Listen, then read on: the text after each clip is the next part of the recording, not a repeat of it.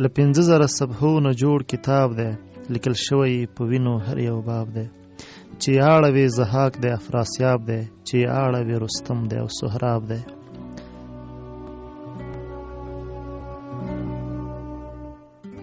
پړسېدلی په وهمونو ګمانونو، مقدس لکه نازل له اسمانونو. د حکمت یوه خبره پکې نشته، تذکره د نزو غشو کمانونو.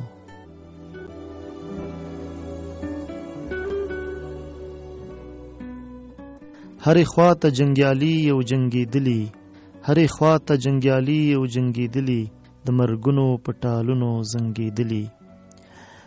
لکه ابو د ابرهه لښکر چاپېره، او اسونه په سرونو دنګېدلي. له عکسونو ډک د جنګ د میدانونو، د وحشت ګلی د ژوند په ګلدانونو.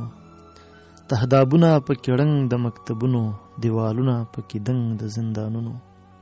د سرونو مینارونه پکې دنګ دي، د انسان د عظمت څلي پکې ړنګ دي.